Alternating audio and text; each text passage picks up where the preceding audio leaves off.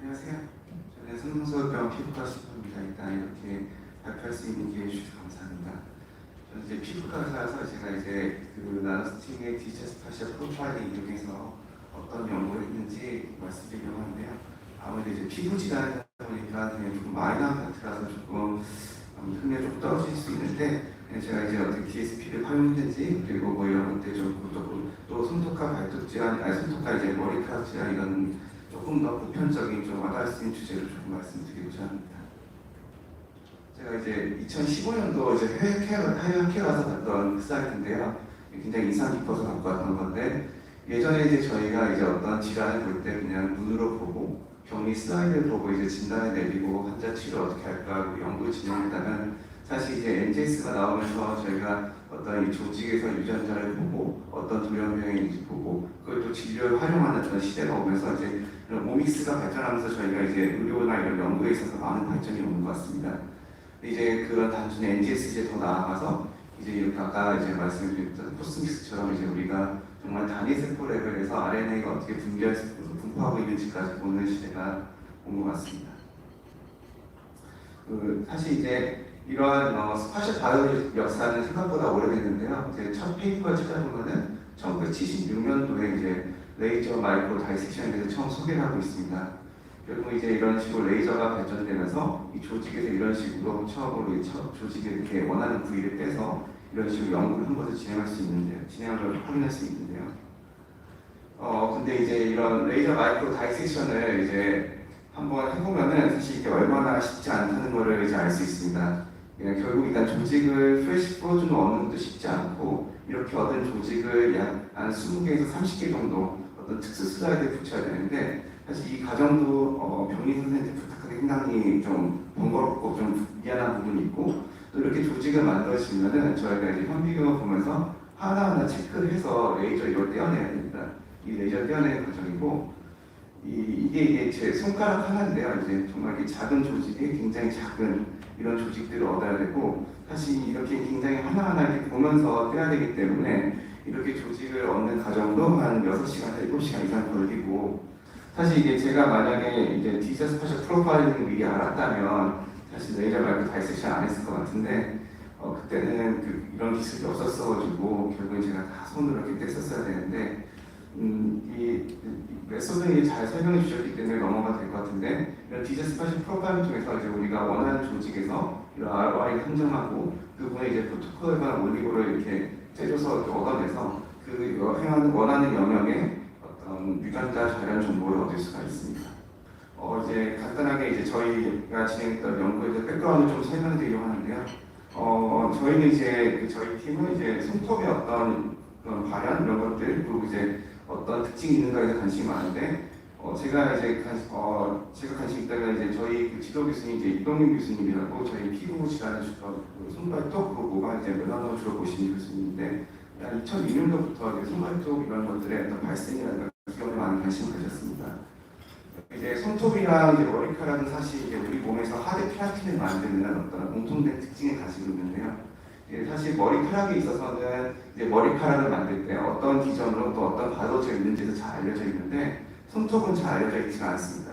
머리카락에서는 더마파필라라고 해가지고 이제 메센키마라는 어떤 그 스페셜라이징 메센키마 셀이 있어서 그게 이제 어떤 케라틴 사이트와 이제 인터랙션해서 하드 케라틴을 만든다고 알려져 있는데 똑같은 하드 케라틴을 만드는 손톱에 대해서는 이런 스페셜라이징 메센키마 셀이 존재한다는 것에 대해서 알려진 바가 없습니다.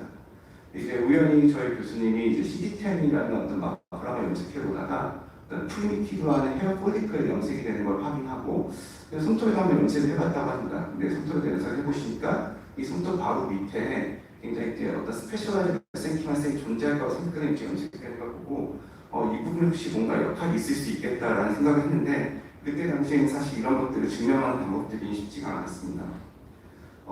이거는 저희 그 피부과 의사들이 보는 피치투트리라는 교과서인데요. 사실 이 교과서에 보면은 손톱의 어떤 발생이라든가 이런 것들에 대해서 이제 기술이 있는데, 내일의 스템셀이 에피셀리아셀 쪽에 이제 어떤 이 에포니큐이라든가 이런 포드 쪽에 있다는 그런 매트릭스 쪽에 있다는 어떤 보고들은 많이 있는데, 연구들이 있는데, 어떤 스페셜라이즈 메센키마 셀이 존재한다는 내용은 교과서에 별로 없습니다. 그래서 저희 팀은 실제로 이런 것들이 있는지 알아보기 위해서 이제 아이들이 이제 손가락 6개가 있는 아이들이 있습니다. 그래서 그 손가락 6개가 있는 아이들에서 손가락 하나를 얻어서 저희가 이제 싱글셀을 진행해왔고요. 이제 저희가 이제 CD10이 어떤 그 스페셜한 메센키마스를 이렇게 드러낼 수도 있다. 그러니까 저희 교수님 그걸 오니코더미스라고 이름 붙였는데, 일단 CD10이 오니코더미스에 마커일 수 있다는 걸 알고 있으니까 싱글셀을 진행했고, 재밌게도 이제 이 CD10이 굉장히 강하게 발현하는 클러스터를 찾을 수가 있었습니다. 그 클러스터에서 저희가 이제 그 어떤 유전자 발현하는지 확인했고요. 그 중에서 이제 RSPO4가 발현을 많이 하는 것을 확인할 수가 있었습니다. 이제 이 RSPO4 같은 경우에는 사실 이전에 이제 손톱이 잘 나지 않는, 이제 유전적으로 손톱이 나오지 않는 아노니케 환자에서 보고가 된 적이 있었는데요. 그런 것들을 봤을 때 저희가 찾은 이제 오리코더미스가 어떤 손톱의 발생이라든가 생성하는데 굉장히 중요한 역할을 할 수 있다는 것을 알 수가 있습니다. 그래가지고 이제 저희가 이제 AGL6가 네이스템셀의 어떤 마커로 알려져 있는데, 싱글셀 결과 중에서 이제 RSPO4랑 AGL6가 인터랙션이 있다는 걸 유출할 수가 있었는데, 사실 셀 간에 서로 인터랙션이 있다고 이야기하려면은 결국에는 이제 세포와 세포가 붙어 있어야 됩니다. 그러니까 이제 그래야지 이제 서로 시그널을 주고받을 수 있는데, 싱글셀은 아무래도 이걸 디소시에이션하는 과정 속에서 저희가 이제 셀의 어떤 공간 정보가 없어지기 때문에 이게 진짜로 인터랙션을 하는지 알 수 있는 방법이 없습니다. 그래도 저희가 이제 이런 나노스팅의 DSP 이용해서 저희가 알고 싶은 영역의 RO를 이제 선정을 했고, 이제 이런 것들이 뇌 조직에서 스페셜 메센키마스가 존재한다는 걸 증명하려면 결국에 이게 어떤 헤어에서 이미 잘 알려진 헤어와 상당히 유사하다는 것도 보여줘야 하기 때문에 이제 헤어에서 이런 더마 파필라, 여기 더마 파필라인데요. 이 더마 파필라를 또 이제 DSP에 선정을 하고, 그다음에 저희가 생각하는 손톱에서 생각하는 그 조직을 이렇게 선정을 해가지고 유전자 발현을 살펴보았습니다. 이를 통해서 이제 지오맥스를 통해서 저희가 이제 이러한 다른 부위의 어떤 다른 더미스에 발현하지 않는 굉장히 스페시픽한 익스프레션이 어떤 오니코더미스에 발현하는 것을 저희가 찾을 수가 있었습니다. 그래서 이를 이용해서 저희가 오니코더미스에 발현한 유전자들이랑 그 다음에 그 위에 바로 위에 존재하는 저희가 아까 제가 보여드렸던 이쪽 저희가 1번 부분에 존재하는 유전자 발현들을 이제 정리를 할 수가 있었고, 이를 통해서 이제 각각 이 영역 ROA에서 발현하는 어떤 리셉터와 라이간드를 이용해서 어떤 인터랙션 아나리시스를 진행할 수 있었고, 이를 통해서 민트 시그널링이나 DB 시그널링이 작용하는 것을 알 수가 있었습니다. 마찬가지로 헤어에서도 저희가 더마파필라랑 그러니까 스페셜 메센키마스의 더마파필라와 그 더마파필라를 감싸고 있는 헤어 매트릭스의 이제 발현 정보를 얻을 수가 있었고, 이를 바탕으로 인젝션 아나리시스를 진행했고, 마찬가지로 민트라든가 BMP, FGF 시그널들이 굉장히 잘 인터랙션이 있는 것을 확인할 수가 있었습니다. 재밌게도 이제 더마파필라랑 이제 오니코더미스, 저희가 이제 손톱에서 정의한 어떤 메센키마스의 어떤 발현을 비교했을 때 더마파필라에서는 BMP4가 높고 오니코더미스에서는 BMP5가 높다는 걸 알 수가 있었고요. 그를 통해서 이제 이 BMP5가 정확하게 어떤 역할이 있는지 저희가 알고 싶어가지고 이제 손톱에서 이제 이런 매트릭스 캡처 사이트를 이제 배양을 해가지고 BMP5를 처리해봤는데, 재밌게도 이제 BMP5를 처리했을 때 컨트롤에 비해서 이제 하드 케라틴이 혹시 C13을 매개로 한 하드 케라틴 발현이 올라가는 것을 실험적으로 확인할 수가 있었습니다. 이를 통해서 이제 저희가 증명한 거는 어떤 손톱에서도 이제 스페셜라이즈된 메센키마 셀이 존재하고, 이 스페셜라이즈된 메센키마 셀이 분비하는 BMP5에서 이제 그 네이 매트릭스 케라틴 사이트가 어떤 인터랙션을 통해서 하드 케라틴 발현을 해서 우리 몸에 이제 손톱과 같은 이런 딱딱한 케라틴을 만든다는 것을 확인할 수가 있었습니다.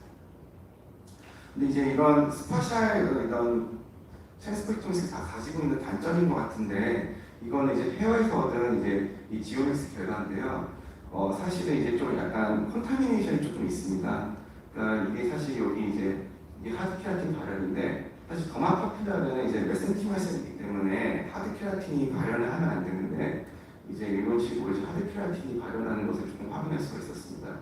이제 저희가 이제 논문을 투고할 때 또 리뷰어가 이거를 또 귀신같이 보고, 여기 하드 케라틴이 발현하는데 이 데이터를 과연 우리가 얼마나 신뢰해야 되는 거냐라는, 아무래도 조금 지오맥스가 많이 소개되지 않았을 때였던 그런지 리뷰어가 지금 같은 건 그냥 넘어갔을 것 같은데 리뷰어가 지적했고, 결국엔 저희가 이제 싱글셀 데이터를 만들어서 이 싱글셀 데이터를 같이 보여줌으로써 저희가 이제 보여주고 있는 이런 그 지오엑스의 데이터가 이런 그 도마 파필러와 각각 헤어의 스트럭처를 굉장히 잘 발현할 수 있음을 한번 보여줘야 했었습니다. 이제 이런 싱글셀과 이제 나노스트링 DSP를 같이 만들었을 때의 장점이 이제 이런 그 우리가 선정한 ROI에서 디컨볼루션을 시행할 수 있다는 장점이 있습니다. 그러니까 우리가 싱글셀 데이터가 없고 그 해당 조직의 싱글셀 데이터 이용해서 굉장히 좋은 양질의 레퍼런스 데이터를 만들 수 있기 때문에 그 레퍼런스 데이터를 바탕으로 해서 이제 뭐 여러 가지 이제 디컨볼루션은 다양한 툴들, 나노스트링에서도 이제 그 디컨볼루션 툴을 제공하고 있는데요. 그 툴을 이용하면은 다음과 같이 이제 각각의 저희가 잡은 ROI 영역에서 어떠한 세포가 분포하는지 확인할 수가 있는데 이게 이제 저희가 아우터 루트 시스 잡은 건데 싱글셀에서 아우터 루트 시스할 때 그 헤어 구조를 싸고 있는 어떤 막 같은 건데 그 중에 굉장히 그것만 분포하고 있는 걸 확인할 수 있고 또 더만 파필라에서는 더만 파필라가 주로 있고 주변에 약간 컨타미네이션이 있지만 뭐 혈관 이런 것도 있는 걸 확인할 수 있고 더마시스에서는 이 더마시스만 이제 파이버스트에서는 더마시스만 있는 것을 확인할 수 있어서 이런 것들을 통해서 이제 이런 우리가 각각의 자가 ROI가 어떠한 세포로 분포하고 있는가에 대해서 많은 정보를 싱글셀 같이 만들었을 때 얻을 수가 있습니다.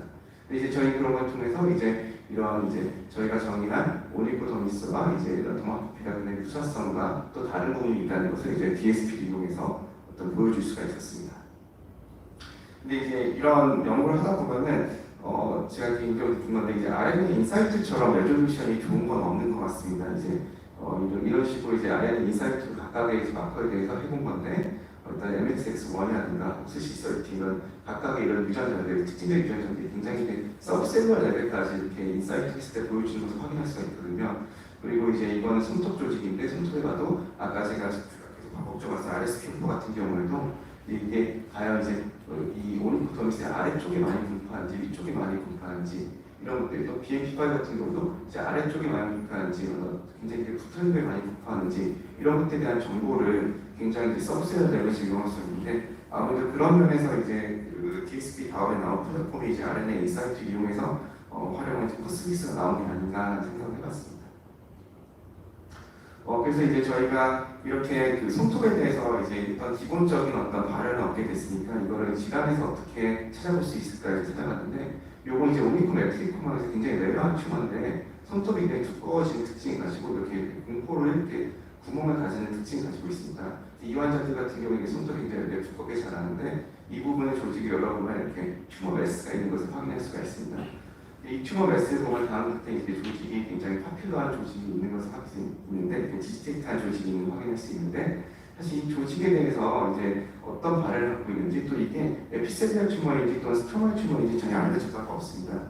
근데 이제 DSP 같은 경우의 장점이 제가 생각했을 때는 파핀 조직을 이용해서 이렇게 연구를 할 수 있다는 게 장점인 것 같은데요. 아무래도 레어 튜머 같은 경우는 거의 1년에 한두 명 환자가 생길까 말까 하니까 그 조직을 프레시 플로준으로 이렇게 얻는다는 게 상당히 쉽지가 않습니다. 그리고 또 조직을 얻으면 저희가 병원가에 보내서 일단 판독을 받아야 되기 때문에 사실 그 작은 조직에서 프레시 플로준을 이렇게 반 잘라서 저희가 보관하고 있는 게 굉장히 어려운데 이제 DSP 같은 경우는 파핀 조직을 가지고 연구 진행할 수 있으니까 이 저희가 뭔가 찾고 싶으면 병원가를 해서 블록을 좀 대여해서 이런 부분에 연구 진행할 수 있기 때문에 상당히 장점이 아닌가 싶은데 저희가 이제 오리콤 에트리콤 조직에서 조금 더 알고 싶어가지고 이런 스트로마와 인접하는 에피셀 포션을 각각 잡아서 이제 DSP를 진행해봤습니다.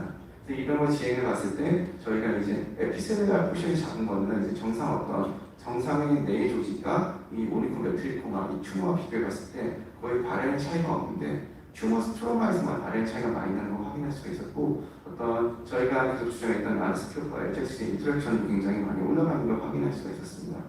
이런 걸 통해서 저희가 저희 생각에는 이제 오리콤 에트리콤하는 튜머가 굉장히 비나인한 튜머지만 이게 에피셀리아 오리진보다는 어떤 오리코더미스 스트로마 오리진 튜머가 아닌가라는 생각을 하게 되었고요. 또 한 가지 재밌는 사실이 이제 저희가 지오맥스를 통해서 이제 PA2G2A라는 유전자를 굉장히 업레귤레이팅 있는 걸 확인할 수가 있었는데 사실 이게 이 논문에서 저희가 강하게 주장을 할 수가 없었습니다. 왜냐하면 이게 진짜 투 시그널인지 또는 컨타미네이션인지 몰라서 저희가 주장할 수가 없었는데 저희가 이제 또 환자가 기회가 되게 생겨가지고 저희가 이제 이런 싱글셀을 오리콤 에트리콤을 진행할 수 있었는데 재밌게도 저희가 지오맥스를 통해서 차대에 강하게 발현한 유전자가 싱글셀 레벨에서도 잘 발현을 하고 있는 이 파이버스 클러스에서 굉장히 스페시픽하게 발현하는 걸 찾을 수가 있어서 이게 굉장히 강한 시그널들은 이제 DSP 이용해서도 잘 찾을 수 있구나라는 걸 한번 확인할 수가 있었습니다.